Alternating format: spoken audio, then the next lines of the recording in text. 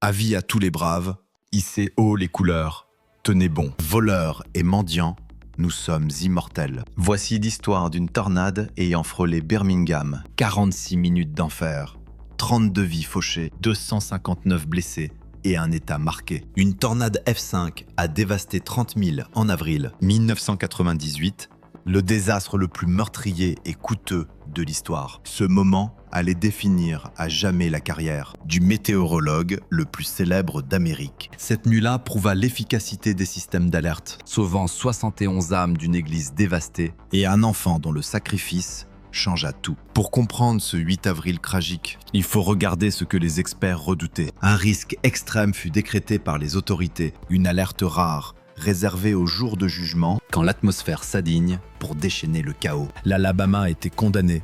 L'angoisse des prévisionnistes grandissait. L'alerte 194 tombe à 14 heures, mais ce n'était pas une mise en garde ordinaire. Les mots choisis allaient glacer le sang des initiés. Une phrase fatidique. Situation particulièrement dangereuse. C'est le signe que des monstres arrivent. Un avertissement ultime.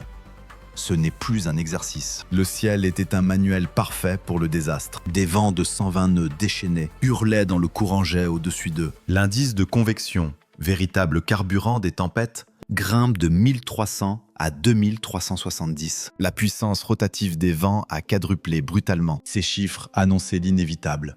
La violence pure. Une supercellule colossale s'est alors formée, à la frontière, fonçant vers le nord-est. 18h26. Le premier cri retentit. 19h01, le premier monstre frappe. Une F3 sauvage, dépassant les 200 000 heures, lacérant la Terre sur plus de 17 000. Normalement, une telle puissance ferait la une, mais l'orage n'avait pas encore dit son dernier mot. Une nouvelle tornade surgit à 19h42. Près de la rivière Warrior, le sol tremble. Au début, elle semblait faible, une simple F0, mais vers Jefferson, la bête a muté. Le vortex a soudainement rencontré une zone de confluence atmosphérique instable. Et c'est à cet instant précis que sa puissance a commencé à décupler de manière terrifiante. Le service météo national a hurlé l'alerte à la tornade pour le comté de Jefferson à 19h45. Entre 19h50 et 52, le monstre a franchi la frontière du comté. Ce qui n'était qu'un simple tourbillon de catégorie 0 mutait désormais en un prédateur titanesque. Oak Grove,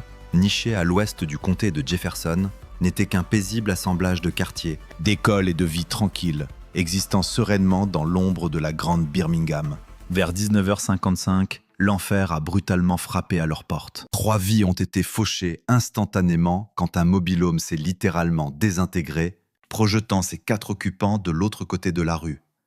Un seul a miraculeusement survécu. La tornade a lacéré Oak Grove, pulvérisant le lycée local d'un seul coup de griffe. Mais ici, au milieu du chaos, un événement s'est produit, que les survivants nommeront un miracle. 25 pom-pom girls s'entraînaient au gymnase quand elles ont réalisé que la mort approchait. Toutes se sont ruées dans le hall de l'école.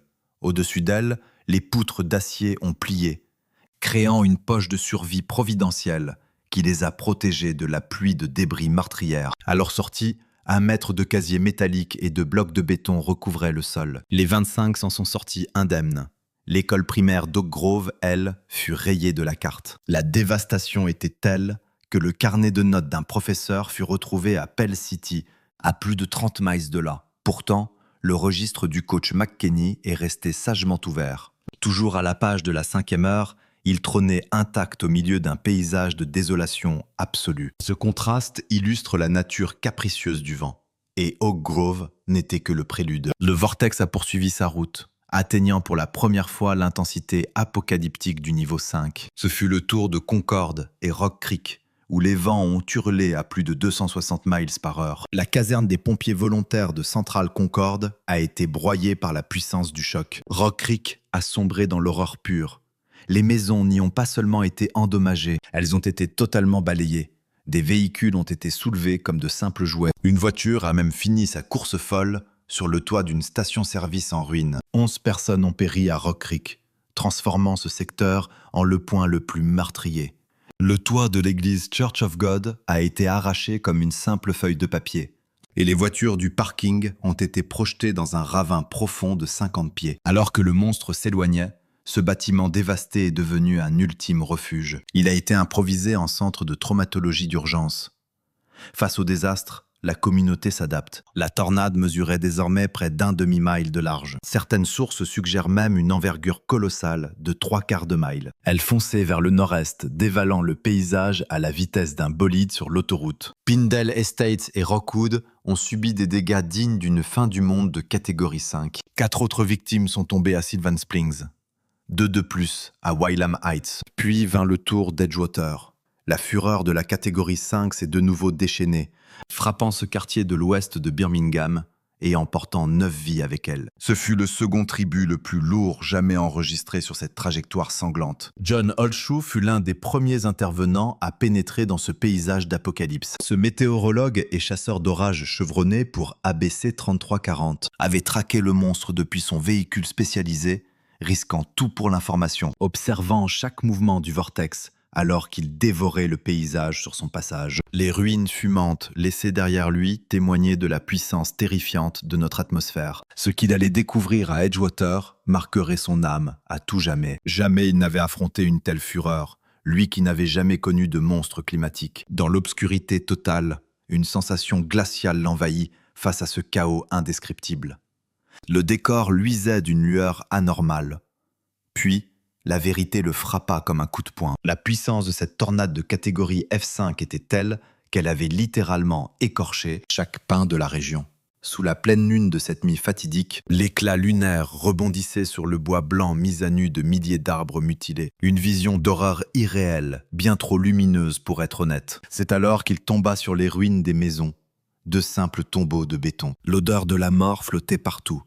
Il était totalement pétrifié par son impuissance. Terrifié, il s'est réfugié dans sa camionnette météo, le souffle court. Le cœur battant, Wesley Sterling, 20 ans, se retrouvait seul face au sillage du monstre. Pour lui, plus rien ne serait jamais comme avant. Edgewater était morte. Il ne restait que le néant. 71 fidèles s'étaient pourtant réunis à l'église Open Door, à McDonald Chapel, pour la prière du mercredi soir. Le pasteur Rick Cooper et son troupeau ignoraient qu'une F5 dévastatrice fondait sur eux à cet instant. Cooper se souvient de l'enchaînement des faits. À peine arrivé depuis quelques minutes, après s'être installé au sous-sol, un cri d'alerte a déchiré le silence. « Elle est là !» À peine la porte franchie, l'enfer s'est déchaîné sur eux. Entassés dans un couloir, ces 71 âmes allaient vivre un miracle absolu. L'une des histoires de survie les plus incroyables de toute cette catastrophe. Un rugissement assourdissant, comme si un réacteur d'avion explosait juste au-dessus d'eux. Le toit fut arraché comme un fétu de paille et les voitures projetées dans un ravin. L'édifice était en ruine. Ce soir-là, la mort a frappé 2 fois à McDonald Chapel. Mais pas un seul mort au sein de l'église. Tous ont survécu, miraculeusement. En rampant hors des débris, Cooper a contemplé ce qu'il restait de son sanctuaire. « C'est un miracle », murmura-t-il, sentant que la providence ne faisait que commencer. Pour Linda Meyers, une fidèle, la présence divine était leur seul bouclier. Présente avant, pendant et même au cœur de la tempête la plus sombre. 4 jours plus tard, au milieu du chaos, l'église célébrait déjà Pâques. Sur ce parking dévasté, entouré de montagnes de gravats et de foie. Mais le monstre poursuivait sa route, fauchant une ultime vie à West Henley, la fin d'une moisson macabre. À Sandusky, les toits s'envolaient comme du papier, et à North Pratt, les foyers volaient en éclats. À 20h28 précise, 46 minutes après son éveil sanglant, le colosse s'est enfin dissipé à Pratt City. Un sillage de destruction de 30,6 miles, selon les registres officiels. Peu importe le chiffre, le récit de la dévastation reste une tragédie absolue. Elle avait lacéré le cœur du comté de Jefferson, là où la vie grouillait autrefois. Frôlant de très près le centre de Birmingham, évitant de justesse un carnage total. James Spann, le météorologue de la chaîne ABC 3340, en direct depuis le début de l'alerte, ne pouvait cacher son immense effroi. Son analyse de la situation est tout simplement glaçante. Selon lui, si la tornade n'avait pas lâché prise autour de Pratt City, le bilan humain aurait été d'une horreur sans précédent dans l'histoire. Si ce monstre n'avait pas disparu là-bas, le pire était à venir. Ce monstre aurait pu raser le centre-ville de Birmingham, juste au nord des autoroutes 59 et 20. Il aurait pulvérisé le BJCC avant d'anéantir l'aéroport de Birmingham dans un souffle apocalyptique. La tornade s'est finalement éteinte au nord-ouest de la jonction des autoroutes 20, 59 et 65. À peine 3000 de plus, et les gratte-ciel du centre-ville s'effondraient comme des châteaux de cartes. 4000 supplémentaires auraient propulsé ce fléau destructeur droit sur l'aéroport international. Mais la supercellule maléfique qui a engendré ce monstre n'en avait pas encore fini. À 20h56, elle a déchaîné une nouvelle tornade sur le comté de Saint-Clair. Classée F2, cette furie a labouré la Terre sur 14,4 milles de distance. 2 vies supplémentaires ont été fauchées. 3 tornades ont ainsi ravagé l'Alabama avant l'aube. La plus terrifiante, la F5, a frappé Oak Grove et Rock Creek de plein fouet. Elle a tué 32 personnes et blessé plus de 250 innocents dans son sillage. Le bilan financier est colossal. 22,83 millions de dollars de dégâts. Ajusté à l'inflation, cela représenterait aujourd'hui environ 400 millions de dollars de destruction pure. En 1998, l'Alabama n'avait jamais connu de tornade aussi coûteuse. Pourtant, un autre combat se jouait à Birmingham pendant que la tornade frappait la Terre. Un événement qui allait révolutionner à jamais la couverture des tempêtes dans tout l'État. James Spann dirigeait la météo sur ABC 3340 depuis 1996. C'était un homme d'expérience, une figure respectée dont la voix imposait le calme. Et cette nuit du 8 avril 1998, il obtint un pouvoir inédit. Il avait enfin le feu vert. Et ce signal allait changer le cours de sa carrière. Il sentait dès l'aube que cette nuit-là graverait leur nom dans l'histoire pour l'éternité. Le feu vert. Un privilège absolu qu'il n'avait jamais obtenu en toute une vie de labeur. Cela signifiait un droit sacré, prendre l'antenne et ne plus jamais la rendre, quoi qu'il arrive. Il resterait en direct aussi longtemps que nécessaire pour protéger chaque vie humaine en danger. Ne jamais couper d'antenne. Et c'est exactement ce qu'il a accompli cette nuit-là. ABC 3340 a diffusé sans aucune coupure pub pendant plus de 5 heures consécutives. Spann a traqué le monstre en temps réel, guidant les habitants du centre de l'Alabama vers la survie. Ce n'est qu'à minuit que la station a enfin cessé son marathon médiatique héroïque. Ce genre de direct permanent durant les alertes de tornades n'était pas la norme à Birmingham. Avant cette nuit fatidique, personne n'avait osé une telle dévotion au service du public. Depuis ce 8 avril 1998, c'est devenu l'exigence absolue des spectateurs. Spann a tout de suite compris que le monde de la météorologie venait de basculer. Il savait que ce format long redéfinirait les standards de tout le marché télévisuel. Et il en était fier, car ce changement signifiait que plus de vies seraient sauvées. Cette nuit de 1998 l'a transformé au plus profond de son âme. Il a plus tard confié que ce fut l'instant décisif, le véritable sommet de sa carrière. Mais le courage de la chaîne cette nuit-là a largement dépassé le cadre de la météo. Bill Castle, le photographe en chef de la chaîne, était lui-même déployé sur le terrain. À Edgewater, il a découvert un cauchemar qui exigeait bien plus que du simple journalisme. Lui et son équipe ont transformé leurs véhicules de presse en véritables unités de secours. Des ambulances improvisées pour pallier l'impuissance des services d'urgence totalement débordés par le chaos. Ce que nous enseigne la tragédie d'Oak Grove en 1998 est fondamental. Elle a mis à nu la réalité brutale et les limites de nos systèmes d'alerte actuels. Cette date reste gravée, se distinguant de toutes les autres catastrophes naturelles par son impact, car elle a révélé les failles critiques de nos systèmes de protection et de prévision publique. Cette nuit-là, les systèmes d'alerte ont tenu leurs promesses de protection. Un bulletin de danger extrême, rare et terrifiant venait de tomber. Les experts qualifièrent cette menace de situation particulièrement périlleuse pour tous. L'alerte a résonné dans le comté de Jefferson 7 minutes avant l'impact. Sur tout le front, le délai moyen de survie atteignait 13 minutes. Certains eurent même jusqu'à 34 minutes pour braver le destin fatal. Des chercheurs analysèrent plus tard la réaction humaine face à ce chaos. La télévision a prévenu 85% des survivants du danger imminent. Près de 86% savaient que le monstre allait bientôt frapper. Le diagnostic fut sans appel. L'événement était parfaitement anticipé par les experts. Le système d'alerte avait atteint ses limites ultimes pour sauver des vies. Pourtant, si l'alerte a fonctionné, pourquoi déplore-t-on 32 morts ce soir-là? La réponse réside dans des forces que même la science ne peut contrôler. Le sort s'est acharné sur de vieux logis ouvriers des années 30. Ces bâtisses, vestiges d'un autre temps, n'étaient que de fragiles remparts précaires. Leurs fondations, dépourvues d'ancrage, n'étaient que poussière face à la fureur du vent. Des toits exposés et des murs de pin bien trop fins pour résister. À peine 19% de ces maisons étaient solidement amarrées au sol. Les plus démunis restaient les proies de cette tragédie architecturale et sociale. Un mélange cruel de manque d'abri et d'infrastructures communautaires défaillantes. Presque aucun survivant ne possédait de radio pour traquer la trajectoire du monstre. Le relief et l'atmosphère brouillaient les ondes, semant une confusion totale. L'étude exigea alors une refonte massive de tout le réseau de communication. Une donnée statistique inhabituelle attira soudain l'attention de tous les analystes. Seulement 9% des victimes vivaient dans des habitations mobiles. Un chiffre anormalement bas pour une tornade d'une telle violence destructrice. 2 mois plus tôt, la Floride avait perdu 42 âmes dans le chaos, poussant cet État à durcir radicalement les normes de construction des foyers. Le comté de Jefferson passa en urgence absolue dès 20h55. Alors que la tornade déchiquetait encore le sol, l'alerte maximale fut lancée. À l'aube du 9 avril, le visage de la désolation se révéla enfin. La Croix-Rouge dressa alors un bilan qui glace encore le sang aujourd'hui. 608 foyers furent pulvérisés et 500 autres gravement mutilés. 810 autres maisons portaient les stigmates profonds de ce combat inégal. Au total, 1974 foyers furent frappés par le destin. 1164 familles se retrouvèrent sans toit, face au néant total. 5000 acres de forêt furent fauchés, transformés en véritables champs de ruines. 4000 dans le Jefferson et 1000 autres dans le comté de Tuscaloosa.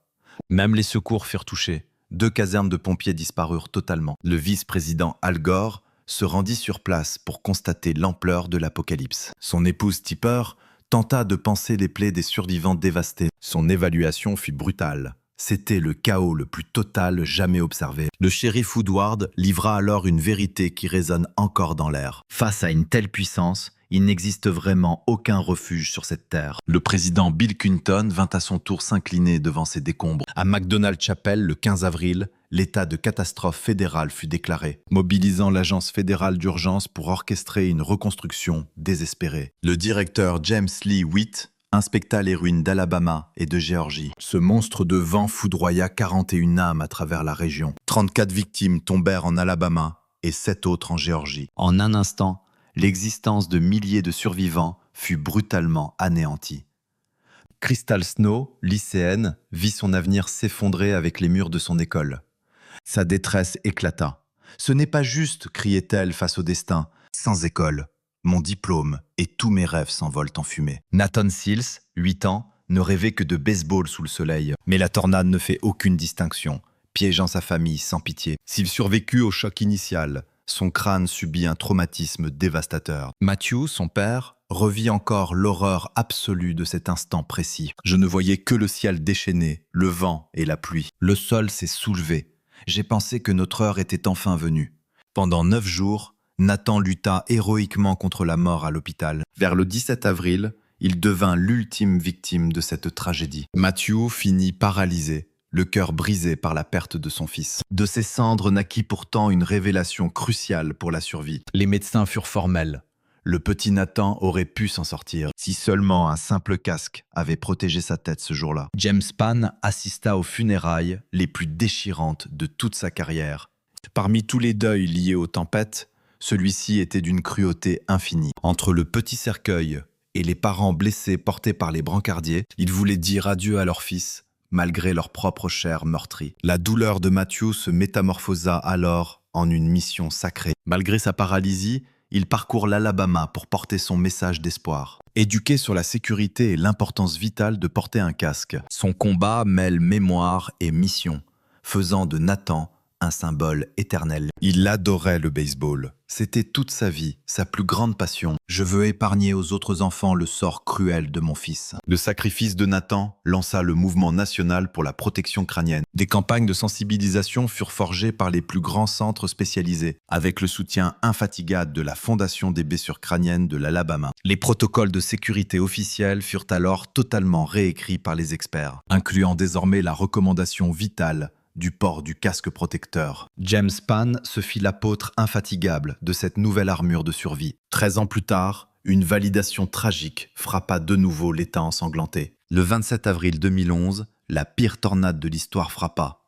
11 décès sur 21 étaient dus à des traumatismes crâniens évitables. La science confirmait enfin le cri du cœur du père de Nathan. Un simple casque possède le pouvoir de sauver une vie humaine. Le plus terrifiant reste ce cycle éternel de destruction se répétant inlassablement.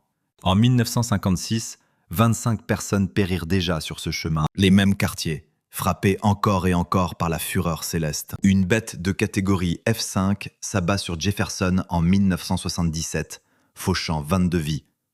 Ce 8 avril 1998, la trajectoire du monstre traverse des terres déjà marquées par le souvenir sanglant de tempêtes passées, gravé dans la mémoire des anciens.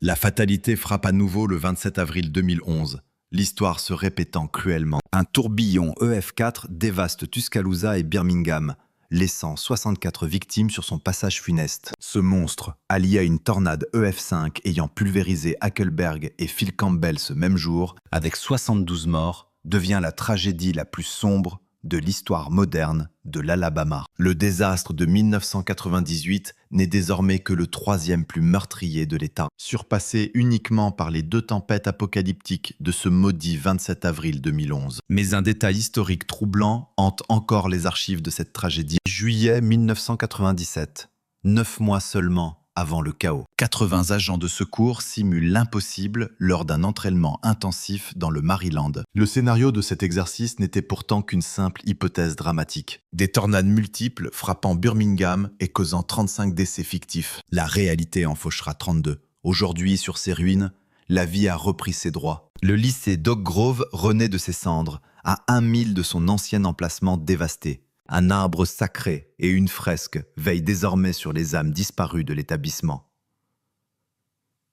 Sur cette œuvre, on peut lire un serment de résilience éternelle. Notre force intérieure nous relève, surplombant une vue aérienne de la désolation passée. L'église baptiste Open Door s'est elle aussi relevée, tel un bastion de foi inébranlable. 71 survivants, unis par ce couloir salvateur, continuent de prier d'une seule voix. Ces miraculés se sont retrouvés dans leur nouveau sanctuaire pour un ultime hommage. C'était en 2023, marquant le 25e anniversaire de ce jour de ténèbres. Pour les 20 ans du drame, les étudiants ont égrené les noms des 32 victimes. Un vibrant hommage rendu au cœur du lycée d'Oak Grove ce 6 avril 2018. Les chants d'Amazing Grace ont alors résonné, portés par le chœur et l'orchestre locaux. Une galerie de reliques historiques exposait les fragments d'une vie brisée par les vents. Le proviseur Alan Pruitt et le surintendant Craig Pouncey étaient présents pour ce recueillement. Ils se tenaient là, face aux fantômes du passé, durant la cérémonie. En 2023, les caméras capturent les récits poignants des derniers témoins de l'époque. Diane Kama, rescapée de l'enfer, témoigne d'un traumatisme que le temps ne peut effacer. Voir des corps sans vie projetés parmi vos propres souvenirs, au milieu de votre jardin, c'est une vision d'horreur gravée à jamais au fer rouge dans nos esprits. Ces images ne s'effaceront jamais. Mais un autre récit de ce 8 avril illustre l'inconscience humaine. Ce jour de 1998 a radicalement changé notre rapport aux alertes météo. Un match de baseball des Barons de Birmingham battait son plein ce soir-là. Au stade Hoover, la foule ignorait que le monstre F5 fonçait droit sur la ville. Les sirènes hurlaient et les alertes saturaient les écrans. Mais le jeu continuait malgré tout. Les arbitres, dans un aveuglement total, refusèrent d'interrompre la rencontre sportive. La partie n'a cessé que lorsque les cieux se sont déchaînés, rendant tout mouvement impossible. Le tourbillon a frôlé le stade de si près que cette décision semble aujourd'hui démente. Avec le recul, ce manque de précaution paraît presque incompréhensible et terrifiant. 1 mois plus tard, la leçon est apprise. Dès le 9 mai, un protocole strict est instauré. Lorsque l'alerte retentit à nouveau ce jour-là, en 1998, 7000 fans évacuent immédiatement. Le choc du 8 avril avait enfin tout changé. 46 minutes de terreur.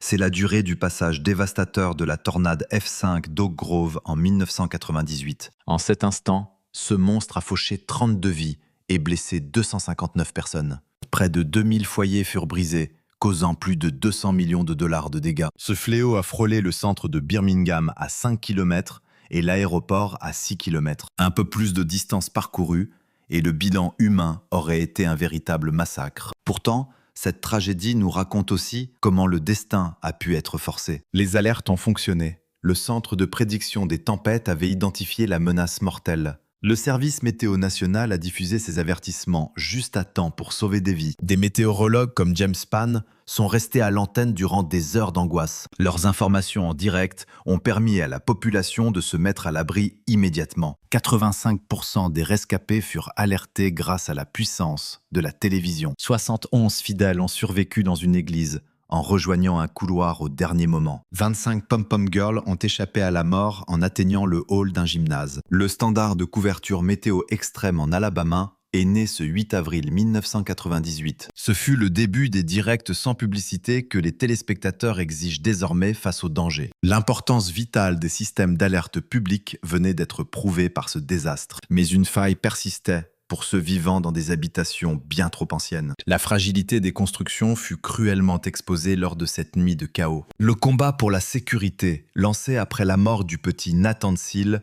continue encore. Ce mouvement acharné sauve encore aujourd'hui d'innombrables vies à travers tout l'État. James Spann s'est remémoré ce changement historique lors du 25e anniversaire du drame. Il savait que cette couverture médiatique deviendrait le nouveau bouclier de la population. Tout allait changer pour ce marché, et il s'en félicitait pour l'avenir de tous. La tornade a marqué la terre, les communautés et les âmes à tout jamais. Mais l'évolution de la réponse aux tempêtes en Alabama a indéniablement sauvé des vies. Les tornades frapperont encore l'Alabama, c'est une certitude à laquelle nous devons faire face. Mais désormais, ceux sur leur chemin ont une véritable chance de survie. Tout cela grâce aux leçons apprises le 8 avril 1998.